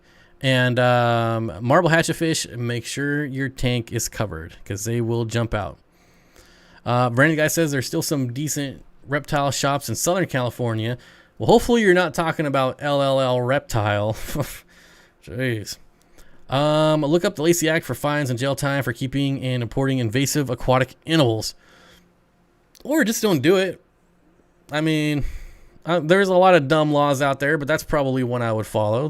I definitely bend or break my fair share of laws, but importing illegal animals is probably not one that I would bend or break. Just saw myself cloning crayfish for the 3rd time right now. See, I wish I could get self-cloning crayfish. They're illegal here for some stupid reason. But boy, talk about a perfect food for puffer fish. Man. If I ever move out of the state, it'll be just so I can keep marbled crayfish. Have I ever kept rosy loaches? Yes, I have some right now. Coolie Kev, however, I have not bred them. I keep them in a 125-gallon community tank, and they're insanely awesome. But as far as breeding, I cannot comment on breeding because I've never done it. Seapool, hey, what's up, buddy? I've been lurking because I've been braiding my stupid hair. Me too. I was doing that earlier today too. Got the braid going, you know. Renegade Guy says, definitely not talking about Triple L. There's strictly reptiles in Riverside. Reptile Factory with a few locations. The new one is opening near me, just off the top of my head. Yeah, good old Triple L. In Canada, you can have arowana, crayfish, snakehead, but you're not allowed to cure them, right? That's the crazy thing. Man. If your animals, you can keep the animals. You just can't fix them if they're sick. You just got to let them die. You know, that's just the way it is here in Canada. What else? Definitely not talking about Triple L. Time for work later. See you, James. Thanks for stopping by. Also, if we got new people, don't forget to hit the like button. Boop, boop, boop. Hit the like button. All right, that grilled cheese. Yep. That definitely was not grilled cheese. I don't know what kind of grilled cheese they were making when I was gone. But that was definitely not grilled cheese. What about when you have importers who send you the wrong stuff, and is it illegal for you? Do you have to destroy it, or can you keep it as long as you don't sell it or release it? You have to destroy it. You cannot keep it. Snakeheads come in quite often. Not as often as they used to. But it's still not out of the realm of possibilities to get some snakeheads on an import, or other various illegal species. A lot of like frogs, reptiles will make it through. Yep. You gotta, unfortunately, destroy them. Free healthcare for all except aquatic pets. Well, that's kind of funny too. Let's not get too political here, but yeah, that was kind of funny. Got the self-cloning about 4 months ago. Seen it 3 to 4 times. It has quadrupled in size. Hoping it starts replicating soon. Just found a clutch of mystery eggs and tons of baby shrimp in the tank. Well, you're going to have lots of action going on in there then. I came for the fish knowledge. I stayed for the sound effects. All right. Honest officer, I ordered neons and they sent snakeheads. I don't get what the deal with snakeheads is. Like, I honestly, I don't. Like, I don't know. I'm just gonna look at something here real quick. All right. I'm gonna go on good old YouTube. And I'm just gonna search snakehead aquarium. All right, look at this. We've got a gigantic snakehead in like a 3-foot tank, gigantic snakehead in like a 55. All these huge snakeheads in really small tanks. And that right there is why I'm not a fan of snakeheads. Now there's obviously the clickbait ones too, where they blow up the size of the fish, but just not cool. I don't get it. I don't get it.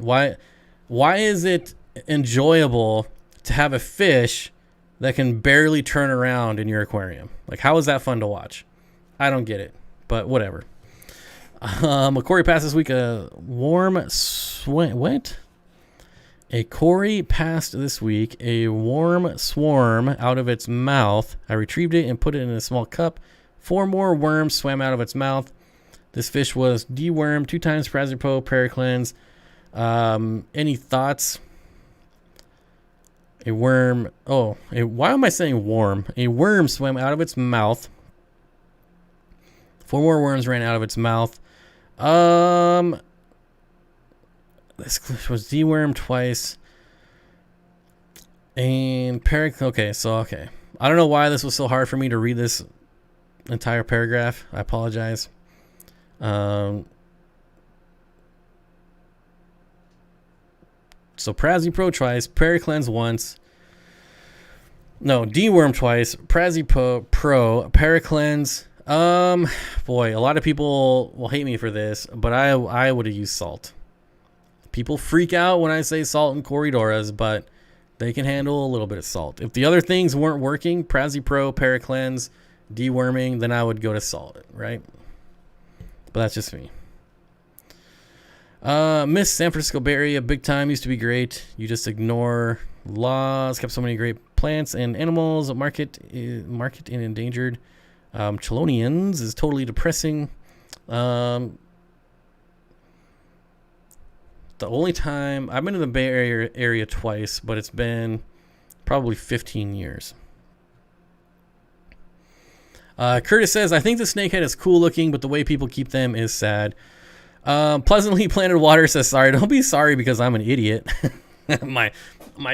We're in like an hour and a half, and my reading comprehension gets a bit low this hour of the live stream, so it might take me a second. But yeah, honestly, I've done salt with Corridoras. You have to be really careful. I would never give an amount because I don't want to be responsible for over salting your Corries. But if you're careful, there is some good stuff on the internet as far as salt and Corridoras. It's a tongue twister. Yeah. I don't know why I kept saying worm. It's clearly worm. Worm swam. I don't know. But anyways, yeah, no need to be sorry. Jeez. Salt was my next move. Yeah. And you might still have to, right? I mean, I don't know if you have... I mean, I would assume you have other Corridoras in there that might have the same issue. What else we got? It's a tongue... Well, salt hurt plants. Only an extended... salting will hurt plants. This is another thing. Like, people always freak out that they can't salt their tanks because they have plants. I have like dumped salt in my planted tanks and never had plants die. So Matthew Vargas, hey, what's up, buddy? Bob, I got a background similar to the one you put in your tank. I remember you just slipped it in. Is that fine, or do you have to silicone it and everything? If you don't silicone it, you have to plan your aquascape. So one, I always have deep substrates, right? Like 4 inches, which helps, but I also have like wood and rocks. And then if I don't silicone them, I do use wood to keep it in place normally. So just keep that in mind. If it's a brand new tank, or, you know, there's no water in the tank, things like that, then absolutely I would always silicone it, because it can be a pain if you don't. Or if you're breeding fish in the tank, then I would silicone it, because the fry will get behind it and just die. So yeah, we just wing it for the second hour of the stream. Yeah, that's pretty much it. You know, I've honestly been kind of sick the last couple days too. So I was, when I started the stream, I was going to say I was only going to go for an hour, but I've been having too much fun. So yeah, we're in that weird area of the stream now. Welcome to the Steenfott Snakehead Fish channel. I don't think I've said, in 5 years of YouTube, I think I've said snakehead more this live stream than all other live streams combined. People never seem to believe that piranhas are skittish, and Emily Carpenter, they're also insanely boring. Sorry. They just sit around and wait for food. That's all they do. Not a fan. Fish Room Fever, probably going to unsubscribe from my channel for saying that, but you know what?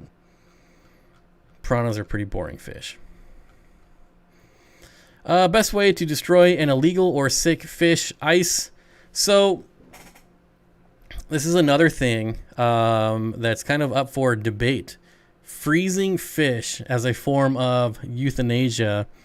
And I really need to find this article. I believe it was Harvard or one of these brainy schools did a study on freezing fish, on whether it was painful, and their hypothesis was that it is extremely painful to freeze cold-blooded animals, and they compared it to freezing cold-blooded animals is the equivalent of burning hot-blooded animals. So like lighting us humans on fire is extremely painful, whereas if we freeze to death, it's generally not painful, right? Hypothermia, you just kind of die.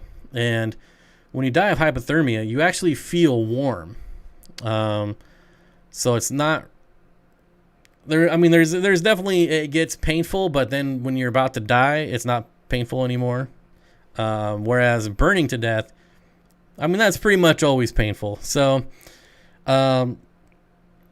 that was their argument, and they did all their studies, and they were like, yeah, it's extremely painful to freeze fish. So, yeah, I would not recommend it, because those people, those brainiacs, are a lot smarter than me. So I'll believe them. The best way would be clove oil, in my opinion. Regina Phalange with a $44 super chat. Holy smokes. Thank you. I appreciate it. I really do. No comment, so I'm just going to say thank you. I really do appreciate it. Clove oil, yep, is the move for euthanasia. Clove oil. So boil fish. I don't know. I can't imagine that being painless. But maybe they get to that point to where they're right about to die and it's no longer painful anymore. I don't know. Just like when we die of hypothermia. I don't know. But I definitely would not boil fish. Let's just put that out there. No, I do not condone boiling or freezing fish. Yeah, I think they're just trolling me. I think they're just being funny. Let's see. Piranhas are our most requested fish. Second is leucistic axes in Indianapolis. I don't know what that is. I know what leucistic is, but yeah,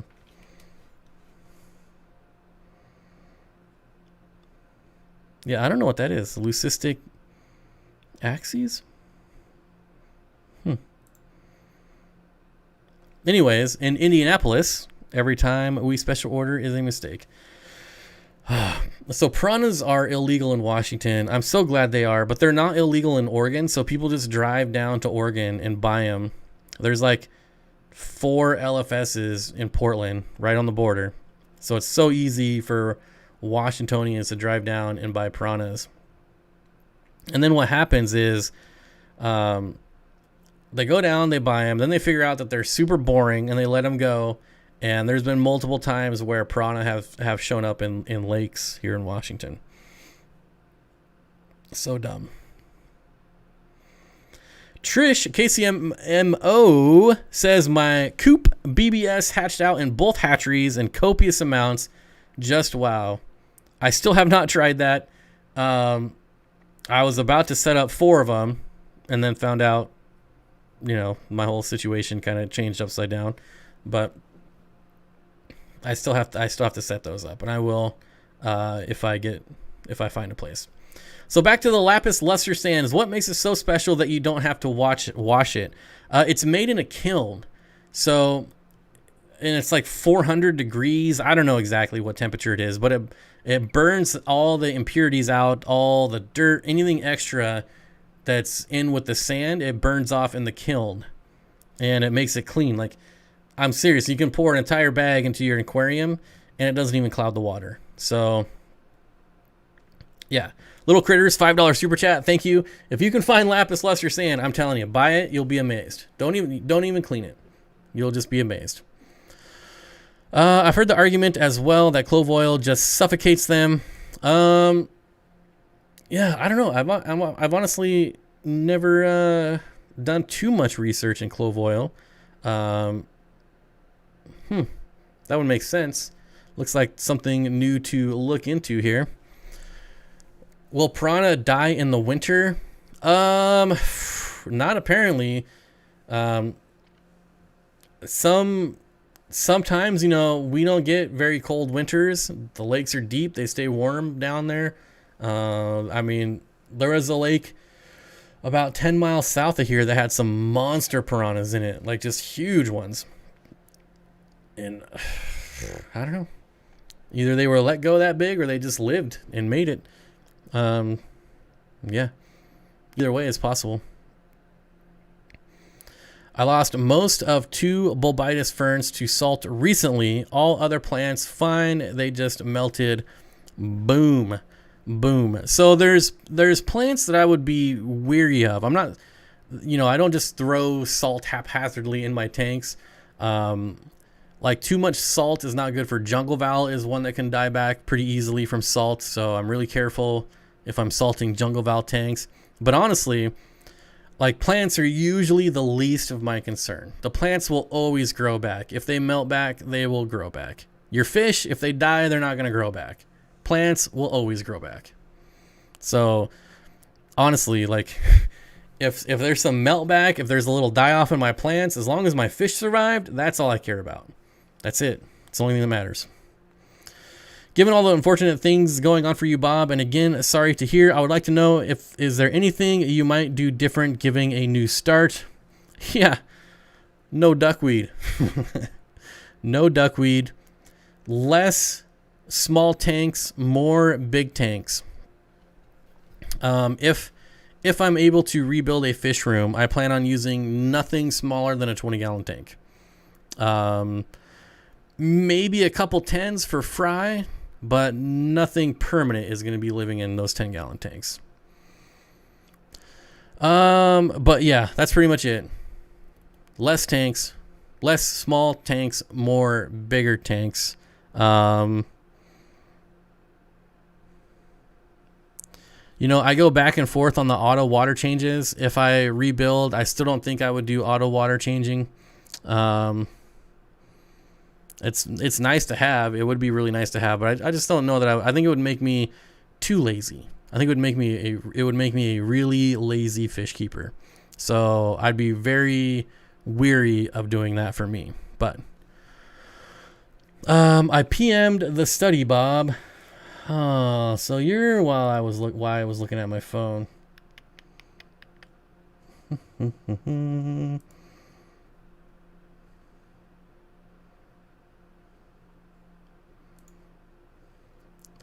I just can't remember where it was from. Like, who did the study? It's not opening for me. I'll check it out after the stream.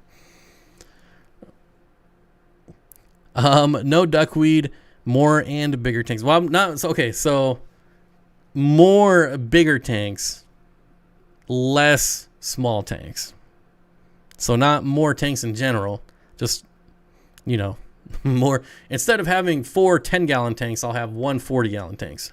But yeah, 10-gallon tanks, it can be, I think at one time I had like 20 10-gallon tanks up and running, and it took so much time to water change every single one. And for really not a lot of benefit. Aqua Discovery with the $5 super chat says, cheers. I think that's a fist bump, maybe? I don't know. And root beers for sure. I definitely need to go back to the root beer store. That place was amazing. Is there a sweet spot for hobbyist fish rooms in terms of size or number of tanks? I don't think so. I think it's different for everyone. I mean, I know someone with 200 tanks and absolutely loves it. I don't think I would love 200 tanks personally, but they do. So, you know, I think the secret is just finding the balance that's right for you. And you don't want to get too many to where you're overwhelmed and the hobby becomes a job and you're just going to get burnt out. So, yeah, 200 tanks, I would get burnt out. But this guy that has 200 tanks doesn't get burned out and loves it. So, again, it's just finding the right balance for you. Bunny Viper says, hi, Bob. How's it going tonight? I have read to put fish in a cup of club soda a few before freezing to euthanize. Supposedly the club soda acts like an anesthetic. Not sure, though. I don't know. I don't know about that one. Man, yeah. I don't know. I've never heard that before, but it doesn't mean it's not true. But I'm just thinking that doesn't seem very pleasant for the fish. I mean, I get it. If anything, it would be the CO2, but still, like, I don't know. Sometimes, like, my CO2 is broken and it's just blasting in the tank, and the fish definitely don't look like they're having a good time. So I don't know how that would be different for club soda, but I don't know. I'm certainly not an expert on that. How are the frickin'? They're doing good. They're doing good. I'm gonna keep them, and not hopefully not have to get rid of them. What else do we got going on? You should wash pool filter sand first. The better you wash it off, the less likely the excess silica. Yeah, I would definitely wash pool filter sand. Yep. Has anyone, Tiffany White says, has anyone kept aquariums in sunroom, room with lots of windows and glass? I think the natural light would be cool, but I'm concerned about keeping the room warm in the winter. Well, you're probably going to have, let's see, where you're at. Yeah. Temperature is definitely going to be an issue. And then algae is going to be an issue in the summer. You got to think about that. 12 hours of sunlight. I would think, though, where you're at, you're probably going to be spending a lot of money heating those tanks. But I've never tried it. Tiffany White, I do. It's a pain. I have wall-to-wall windows, and my room heat is full blast. There you go. That's what I figured. What else do we got going on here? Have you ever tried spruce beer? I do not drink alcohol. I don't know if you meant root beer. If you did, no, I haven't. But, yeah. Root beer only. No other kind of beer.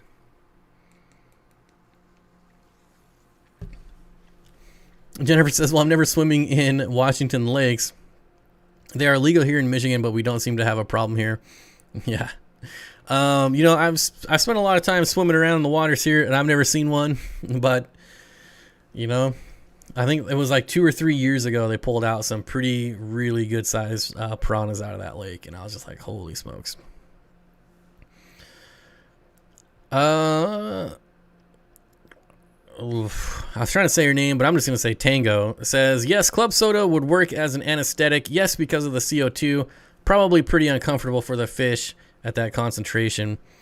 Yeah, I mean, that's kind of what I was going for, or what I was thinking too. Next time I see Steven, the bio dude, I'll ask him the best euthanasia. Boy, I'm still going with clove oil, but again, do whatever you think is right. I have one. I run an oil lamp heater in the winter. Okay, this is for the sunroom. Oil lamp heater in the winter. Heat is a problem in the summer. I have to cool the tank down from the mid-90s. Lucky the leopard frogs do okay with the high heat. Yeah, it sounds like you're going to get both extremes. Zen Ginger says, Tiffany, if the windows are thick enough, it actually acts like a greenhouse. If the windows are thin and close to the tanks, maybe cause for concern. Kenny says, just finished building myself a new stand for my 180 that accommodates a 50-gallon sump and a 75-gallon tank underneath. Nice stained wood, and I'm more than pleased with the outcome. Sounds awesome. I am always an advocate for building your own stands. Like, even if you were to rate like your wood craftsmanships, like on a 1 to 10 scale, and you're like a 3, I still think that 3 is better than what you're gonna buy at Petco or PetSmart. Like those stands are you're just asking for trouble. Pleasantly Planted Waters with a $5 super chat says, thank you on salt input, helps a lot. You might enjoy hearing my 6-year-old is bugging for rainbow fish and demanding an upgrade from a 10-gallon. There you go. If you're local, I have rainbow fish I would give you. Oh, excuse me. I gotta stop drinking carbonated water on the stream. I just gotta stop. If you're local and are looking for some fish, send me an email to steenfottaquatics@gmail.com. And I hope to have a list ready by the end of the week of all the fish I'm going to be selling locally. I'm not shipping, so don't email me and ask for an exception. I will not be shipping fish in any foreseeable future. So I know you've been subscribed to my channel for 20 years. You were my first customer. You've thumbs up every video, and I should ship you fish, but I'm still not going to. So local people only. Send me an email. I do have a couple of species of rainbows, a lot of schooling, community fish I'm going to be getting rid of, et cetera, some cories. Like I said, I hope to have that list finalized by the end of the week. And anyways, you can't get the M22 stuff without a script.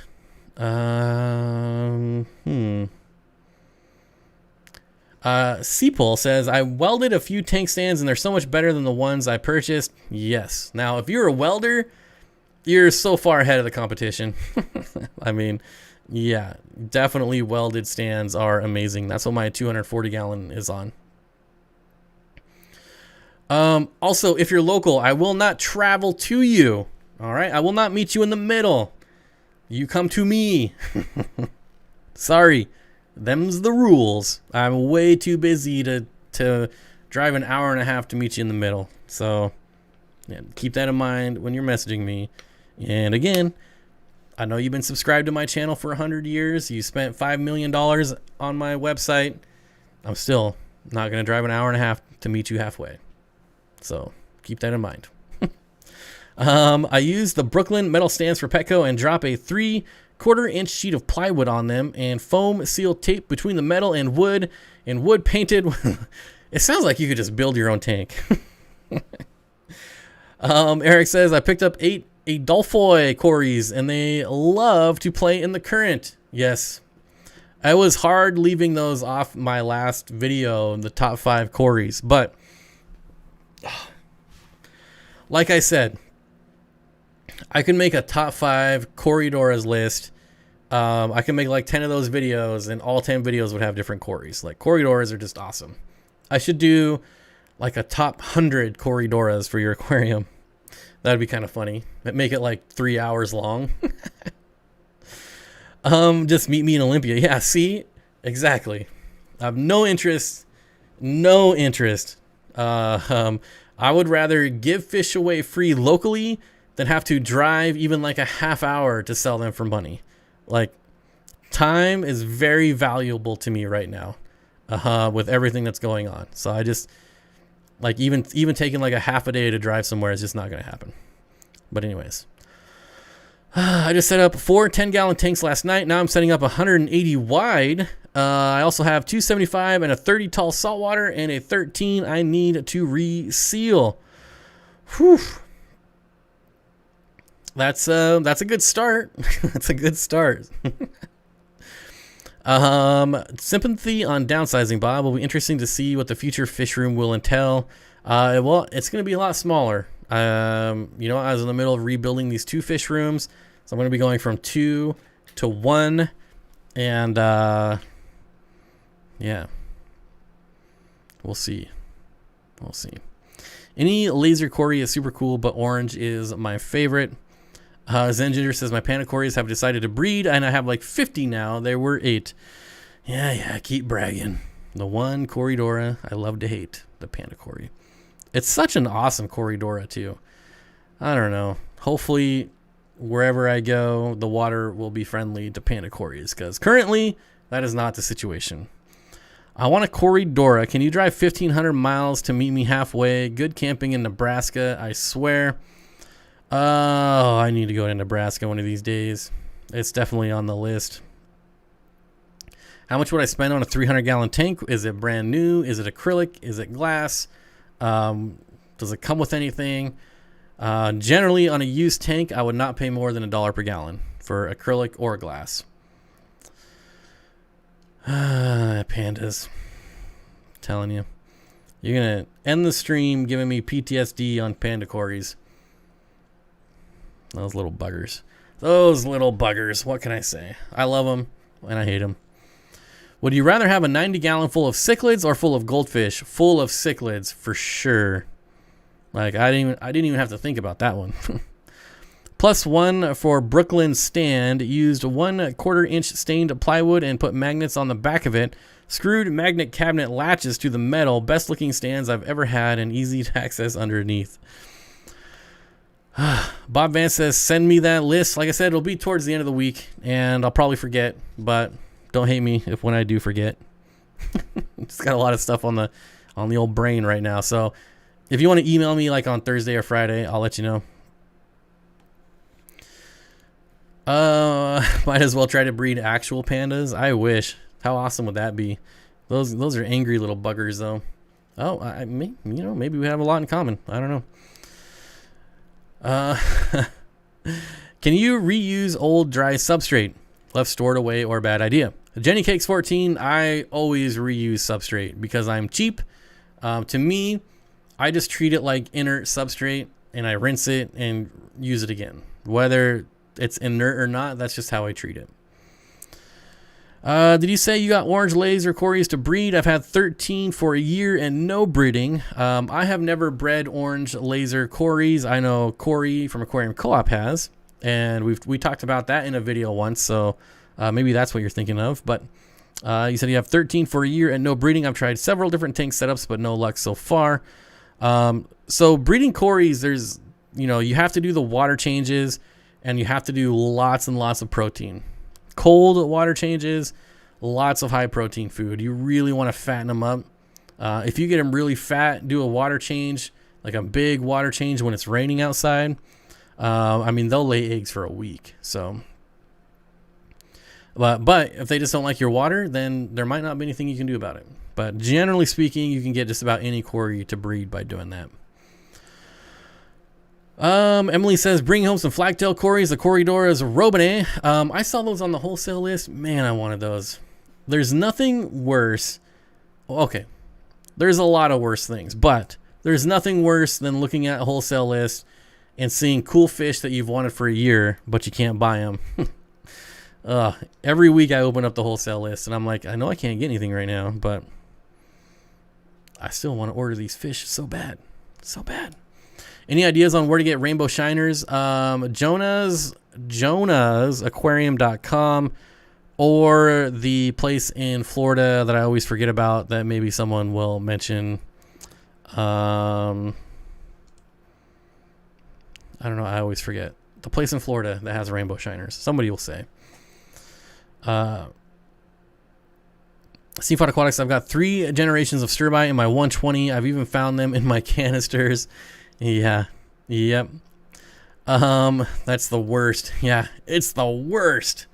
Why is 8T so hard to get rid of? Why is it 8? I don't know why I said 8T. So hard to get rid of Camellinus worms. I've never got them before, so I don't know. I'm still waiting for someone to give me. Man, I'm gonna have to Google it. I guess Candy doesn't hang out in my live streams anymore. Because she would know. Let's see. There it is. Curtis got it. Imperial Tropicals. So I bought my rainbow shiners from Imperial Tropicals. There you go. Bob, I think I'm getting one coworker into the hobby starting with a 55, not my choice. Planted, easy, 1 month water change preferably. I'm thinking shrimp and something else nano. What would you recommend? Well, honestly, I think the best option for you is to take that person to a local fish store, even if it's just like a Petco or PetSmart, whatever it is you got, and let them let them, you know, take a look at all the fish and let them pick out the fish.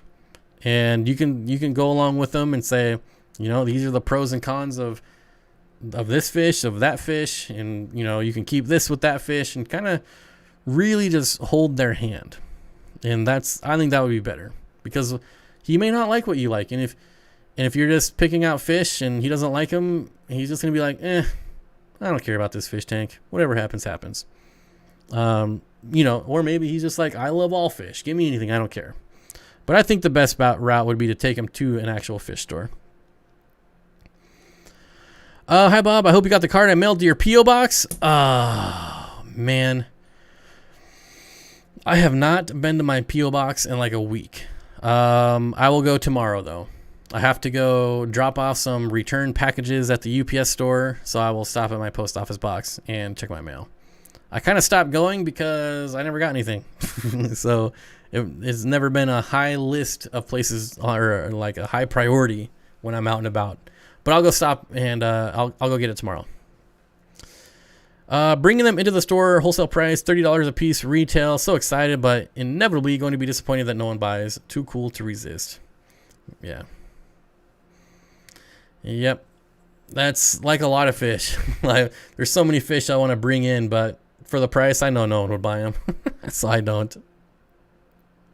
Rainbow Shiners are ones I want in a year-round tub.